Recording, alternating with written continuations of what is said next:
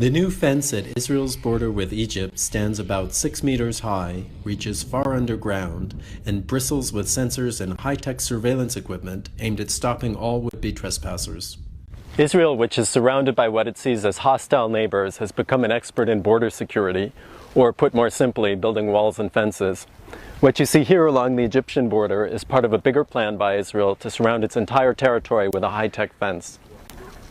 Israel began working on this fence a few years ago, ostensibly for security reasons, but also to stop African migrants and refugees from entering the country illegally.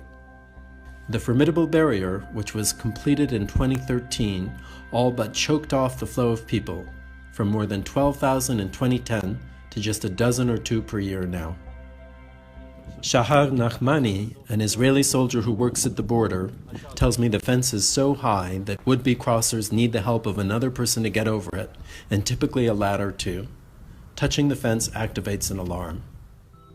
While the wall that Israel is best known for is its controversial West Bank security barrier, which was built to stop suicide bombings, the country is now building high-tech fences and walls around all of its external international borders too.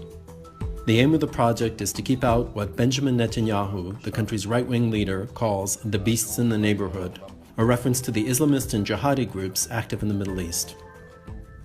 Israel has become such an expert in border technology that it is now an export product that the country is selling to customers in North and South America, Europe, and Asia too.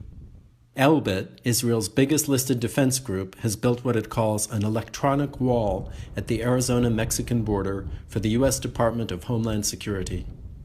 Donald Trump, the populist U.S. presidential candidate, has famously spoken of building a wall at the Mexican border, citing Israel as a testament to the effectiveness of such barriers.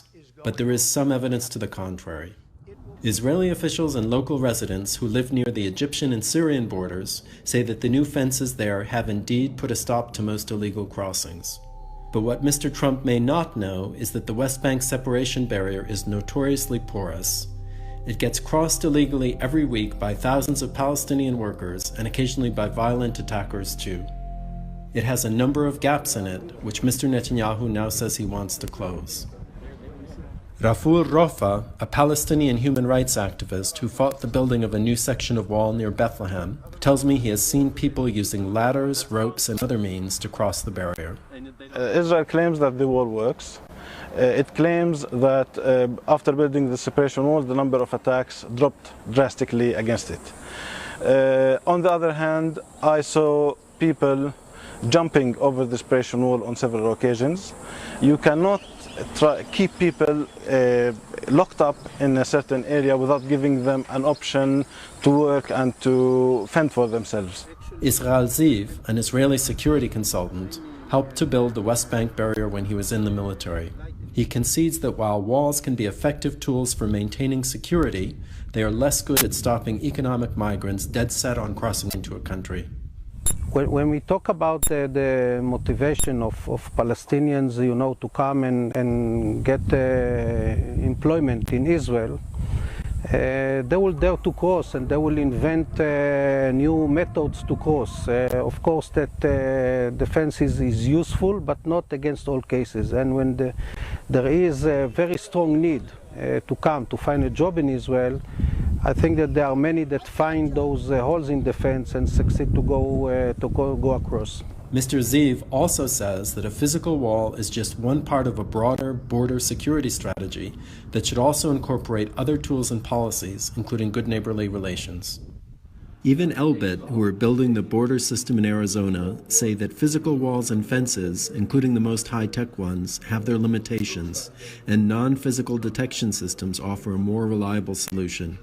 We believe that the electronic solution has far more advantages than any physical.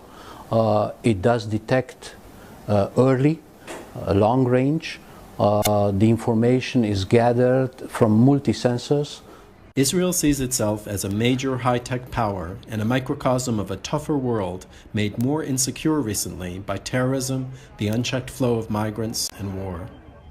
If it's right, the move to cordon itself off through imposing physical barriers and advanced electronics could provide the rest of us with a glimpse of things to come.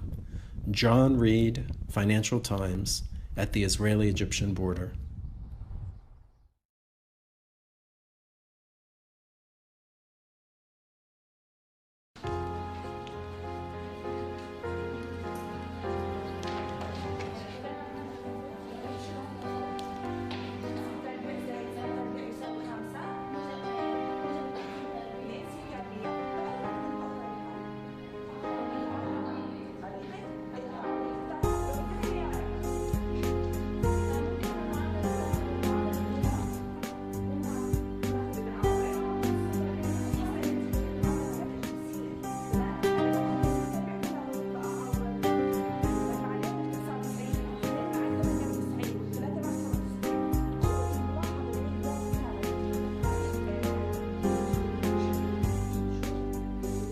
كان في عندي مشاكل كثير كبيرة أنا بواجهها في عملي هنا في المدرسة، منها انقطاع التيار الكهربائي اللي بيعوق توظيف التكنولوجيا في التعليم، منها الحصار المفروض.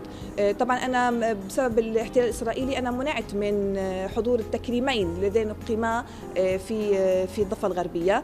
بحاول بقدر الإمكان أن أكسر الحصار الموجود على قطاع غزة من خلال التعليم، دمج الطالبات مع العالم الخارجي، لأنه حق كل طالبة أن تعلم ماذا يدور حولها خارج قطاع غزة.